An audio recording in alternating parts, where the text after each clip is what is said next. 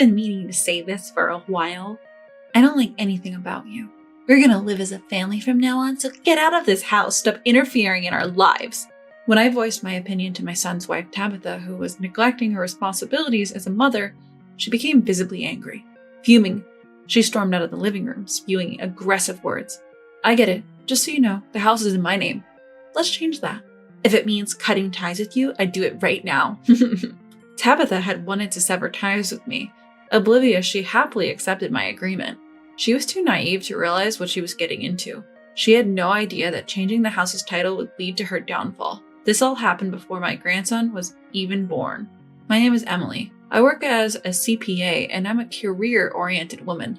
My family consists of just my son. My husband passed away from illness shortly after my son was born. He was a man of strong principles, and I was utterly devoted to him. When he died, I was devastated and even thought of ending my life. However, my son Lucas became my only treasure and gave me a reason to live. He's like a ray of sunshine, reminding me that I need to protect him. And that's what inspired me. My son had always been my rock. It wasn't that he did anything special for me, but his passionate cries for me, his mother, gave me the strength to keep going until today. Now he's a grown man, a member of society. He studied like mad, even landing a job at a big corporation. As a mother, I couldn't be prouder of how he's turned out. Then, when he was 26, he married Tabitha, his long-time girlfriend. They moved into a brand new house and he began suggesting I should move in with them. Don't you think it'd be awkward if I lived with you? Newlyweds and all? Tabitha and my son came over. During our casual conversation, Tabitha answered my question. Actually, I was the one who asked Lucas. I really wanted to live with you. Tabitha, you're such a good person. Lucas is lucky to have you. Hey mom, don't overstep. Based on those heartfelt words from her, I was genuinely touched. Tabitha, a dependable person, is 6 years older than my son.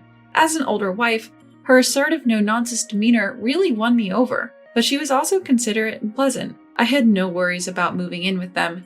It seemed like it would be a bright and enjoyable life, so we began our life together. Everything was smooth sailing initially. However, things took a sudden turn. Soon after moving in, Tabitha got pregnant. We were all thrilled. Citing health reasons, Tabitha quit her part-time job, and she decided to be a homemaker, supporting the household.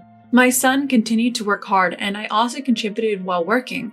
And then finally our grandson was born. We all thought, now let's give it our all as family. But then, my son got unexpected news. His company was expanding globally, and he had to go overseas to support a new branch for a few years. The timing couldn't have been worse. My son was heartbroken. I want to stay here. I still want to be with my kid. Despite his lament, off he went overseas. So that left the three of us, Tabitha, my grandson, and me. When my colleagues asked me if I wasn't uneasy about staying alone with my daughter-in-law, I never had such thoughts. With a kind Tabitha and a cute grandson, we could manage. Or so I thought, content. Little did I know, I'd regret that relief. Tabitha had been severely sick during her pregnancy and hadn't been able to do any housework. Luckily, I lived with them and took over the chores, but perhaps that was a mistake. Even after our grandson was born, Tabitha didn't lift a finger around the house. Worse, she would often spend her days aimlessly, not even properly looking after our grandson. Finally, I had to confront her. Tabitha, you're a mother now. Do you have any sense of responsibility? On that particular day, Tabitha was about to leave the house, leaving our grandson with me again. I stopped her at the entrance and took her to the living room for a serious chat. Don't I always look after him while you're not around? Can I take a break sometimes? A break? You're out almost every night. I'm not a maid or a babysitter, you know. I get it. But hearing a baby cry all the time gets to you. Can't I have some freedom? I felt a surge of irritation at Tabitha's scoffing tone, but showing my emotions might only aggravate her more. This was a dangerous path. I couldn't even face my son, who trusted me with his home, if she decided to neglect her duties as a mother. Something had to change. Taking a deep breath, I calmed my emotions. Trying to sound reasonable, I carefully choose my words for Tabitha. Could you maybe go out a bit less often? I have a job too, you know. I can't afford to be out and about every day. I make my request as humbly as possible, attempting to find middle ground, but she just starts laughing at me. Don't act like your job is so draining. I'm the one who's tired from taking care of the child. You're living here because of me, so show some consideration. I later realized she never understood what my job as a CPA entailed. Although I'd explained it when she first joined the family, it seems she never really got it. Probably assumed it was some run-of-the-mill office gig. This conversation made it pretty clear she thought anyone could do my job. You should be thanking Lucas for even allowing you to live here, so please pull your weight a little. I don't have time to work. I raised an eyebrow at her comment as if she's the one bringing in the money. Our life is financed by my son, her husband. She probably thought otherwise. That was a big mistake. My son's income went straight into savings for our grandson, because I'd offered to support that. The day before going abroad, my son and I had a discussion. I'll cover your living expenses too, Mom. I declined my son's generous offer. Just living together was enough for me to be grateful. I'd handle all the costs, living expenses, mortgage, everything. I let him know that he should save his money for my grandson's future, but telling this to Tabitha might make her uncomfortable. So I had asked my son to keep this a secret. So in Tabitha's eyes, I was just a parasite, contributing nothing to the house and relying on my son. That's probably what she thought. As days went by, Tabitha's attitude became increasingly arrogant, and she started to look down on me more and more. Life went on like this, and by the time my grandson turned 3, I had entered my 50s and started to feel my body deteriorate. I was worried that if this lifestyle continued, I might hit my breaking point. Just when I was struggling with what to do, my son mentioned that his overseas assignment might be coming to an end soon. I'll be seeing you soon, so hang on. Dad's doing his best. My son would talk to his son daily with video calls. My grandson's development was slow at this point. He still struggled with speech. Despite that, he would lovingly express himself sometimes, uttering the word Papa or using gestures. Both my son and I were totally smitten with him. However, Tabitha seemed uninterested, always fiddling with her phone next to us. Talking about her issues with my son overseas was hard, so each day was filled with worries. Then, something happened. I got home late one day, too late to prepare dinner. I thought surely she'll take care of things just for today. As I parked my car, I could hear my grandsons crying from outside the house. I rushed inside to find the laundry undone. My grandson, still in his diaper, was scratching his bottom and crying for a change. Where was Tabitha? I looked around and spotted her lazily asleep on the living room sofa. I couldn't believe she'd sleep while our grandson was crying like that. In sharp contrast to my wailing grandson, Tabitha snored away, clearly deep in sleep. Stress and exhaustion from work had reached a breaking point, so I forcibly woke her up. Wake up! What are you doing? Stop yelling at me, you're too close. As I yanked the blanket off of her, Tabitha groaned and clicked her tongue. Stretching and yawning, she sat up lazily. Her lethargic demeanor really got under my skin, my own frustration reaching new heights. How could you sleep while the child is crying? I'm tired too, okay? Don't yell right after I wake up. I can hear you, you know. Tired? What are you tired from? You don't even do anything around the house. I'm taking care of the kid, aren't I? You don't know anything, so why are you acting like you're so great? Tabitha, clearly in a bad mood, glared at me and snapped her words. Feeling my clenched fist tighten even more with her attitude, I was about to retort. But then my grandson tugged at my pants, signaling that his diaper was uncomfortable. Snapping back to my senses, I decided to leave Tabitha be for now. I focused on changing my grandson's diaper. Sorry, buddy, I bet that felt itchy. I'll change you right away. My tone was night and day compared to how I spoke to Tabitha, soft and tender as I changed the diaper. Yet even after the diaper change, my grandson kept crying. Confused, I then remembered that Tabitha had been sleeping. Could it be you haven't eaten either? Not sure if my grandson would understand, I asked him anyway. It seems like my grandson is frustrated by his inability to speak, as his tears show no sign of stopping. However, in an earnest attempt to communicate his feelings, he rubs his little tummy in circles, making a gesture to indicate he's hungry. Angry but holding it back, I rushed to prepare some food. Once he was finally eating, he laughed innocently while watching TV. I finally felt at ease. I sat down and collapsed onto the table. Today had been exhausting. Why do I have to go through all this? It's all because she won't take care of the house or the kid. The forgotten anger surged back within me. To make matters worse, I heard Tabitha's voice coming from upstairs. Is this for dinner? There's no meat? She grimaced at the fish-centered meal and started complaining. Something snapped at me and I told her to sit down. We need to talk. Sit. Is this going to take long? I was about to go. Sit down now. I rarely raised my voice, but this time I yelled, causing Tabitha to flinch momentarily. Thankfully, my grandson was engrossed in TV and didn't notice. Tabitha reluctantly sat, complaining as she did, and I laid into her. I won't tell you to stop going out or to stay home all the time, but you've been exceedingly indifferent towards your child. Indifferent? That's a bit much. I'm not ignoring him. I was just tired and took a nap today. Being tired because you've been out at night, of course you'd be drained during the day. Why do I have to be lectured for just taking a small nap? Do you even realize the time? It's already 9 p.m. Sleeping is not an option right now. Well, it's done and there's nothing we can do about it. She had been quietly listening at first, but it was clear her patience was wearing thin. Her tone changed and she began to glare and argue back. Do you even feel like a mother? He is your son, you know. Enough, stop nagging. Seems like Tabitha had had enough. She stood up abruptly, grabbing my belongings. Shoving them into my arms, she yelled at me. You know, I've wanted to say this for a while. I can't stand you. From now on, we're living as a family without you. Get out of this house and stop meddling in our lives. With that, she slammed the living room door and stormed out. Startled by the noise, my grandson looked anxious. He glanced towards the door and mumbled, Mama? Perhaps feeling vulnerable without his mother, my grandson came up to me. He looked up as if asking where his mom had gone. My heart ached at the sight. I hugged him and broke down. How did things end up this way? Even without Lucas, I thought I could hold this household together. Now I'm supposed to leave my grandson in the hands of someone like her? What should I do? Overwhelmed by regret and heartache, I had no choice but to surrender myself to the tears that flowed from my uncontrollable anger and pain. My grandson must have sensed my distress. He looked up with concern and wiped my tears. Gwen, it's okay, he said in his childlike language, patting my head. His small gesture gave me some comfort, but my tears wouldn't stop. Still, what matters is that he lives a happy life. I can't entrust him to someone so unreliable. I have to protect him. Resolved, I decided to take action. The next day, I called into work and took a day off to have another talk with Tabitha. What now? If this is about yesterday, I've had enough. Just leave, okay? She was clearly reluctant to even speak with me. As soon as I arrived, she let out a heavy sigh and took her seat, immediately throwing provocative words my way. All right, as you wish, I'll leave, I said. So you finally realize you're the problem, huh? She must have been surprised that I accepted her words without any argument. For a moment, her eyes widened. That expression quickly faded, replaced by a mocking tone. But just so you know, I'll need to transfer the house's deed to you first, I continued. Fine by me.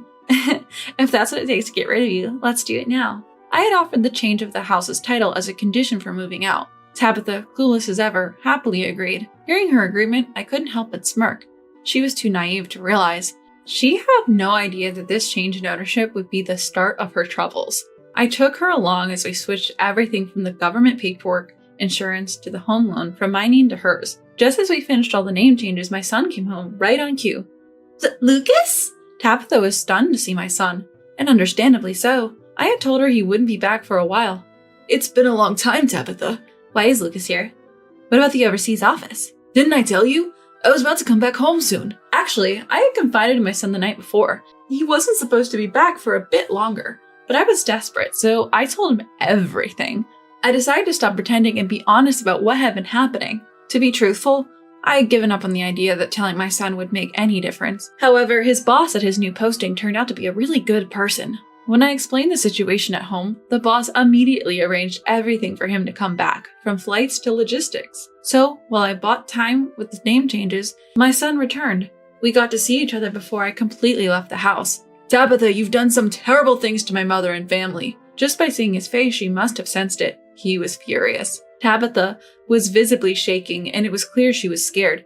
What terrible things? I haven't done anything to your mother. Don't play dumb. I know everything. Even at this point, Tabitha tried to weasel her way out. Her futile resistance. As I had those thoughts, my son seemed to speak for me as he looked down at her with a big grin. Standing tall with his arms crossed, he exuded authority. The force he projected while looking down from his 6-foot height was overwhelmingly strong. Look, you've got it all wrong. Mother-in-law, you've never contributed financially, but you're always nagging. I've been stressed out with taking care of the kids and said things in the heat of the moment. I didn't mean anything by it. Tabitha tried to deflect the situation, even though she was visibly intimidated. My son must have really scared her. She kept talking, saying things that made me want to tell her that she should just stop for her own sake. By the time she was done, I was flabbergasted. Do you even realize how we've managed to make ends meet? You clearly have no idea. Upon hearing Tabitha's side, my son couldn't help but laugh as he continued to speak. Maybe he found her ignorance amusing, but he looked down on Tabitha, chuckling. Tabitha couldn't understand why she was being laughed at. Confused, she alternately looked at my son and me, trying to make sense of it all. Our living expenses come from my mom's income. What do you mean? I've been putting all my earnings in my mom's hands, saving up for our child. My son began to reveal how things had unfolded, and Tabitha, hearing it all for the first time, was visibly shaken. She probably had never considered that her entire lifestyle had been financially supported by me. She realized she'd made a huge mistake. It was as if her face said it all. Her emotions were completely transparent. "Why do you think I had everything transferred to your name today?" "What?" Tabitha looked perplexed by her husband's abrupt question, and from there, he continued to corner her. "You thought you'd successfully push Mom out of the house, didn't you?" Caught off guard, she couldn't find the words to respond, perhaps finding her silence amusing. My son approached her with a sinister grin. "The person who tirelessly held this family together wouldn't just leave because of your petty annoyances. But then why?" "It was my idea." As Tabitha eagerly attempted to interrupt, my son cut her off. "What did you say? Why would you even suggest such a thing?" "Because if we didn't include changing the title and the conditions for her leaving, you might not have gone along with it." "Why did the title need to change? We could just live as a family of 3 after driving her out." Could she still believe my son is on her side? Both my son and I were shocked at Tabitha's statement. He couldn't help but burst into laughter. "Come on, let's limit the jokes to your face. The idea of you, me, and her living together, absurd." "But why would the title of the house also become mine?" "To divorce you, obviously." Saying that, he thrust the divorce papers at her. Startled, she nearly fell backward. Though she managed to steady herself, her face turned ghostly white as she looked at the divorce papers. You could clearly see her mind going blank. "There's no way I could leave this child and my mother in your care. Continuing as a married couple is utterly impossible." "Well, wait, this is totally unreasonable." "Unreasonable? You're the one using that word? Reflect on what you've done to my mother." At the word unreasonable, my son's anger exploded. My son yelled at her, channeling all the anger he had ever felt. "You were a mistake. I should have never trusted you with my mom and our kid. From now on, I'm the one who'll protect them. We're done as of today." "But my savings belong to me." Perhaps realizing she couldn't push any further, Tabitha shifted her focus to the money. She began demanding my son's assets and the divorce settlement. I couldn't help but sigh at her audacity. I decided to explain why I had been covering their living expenses.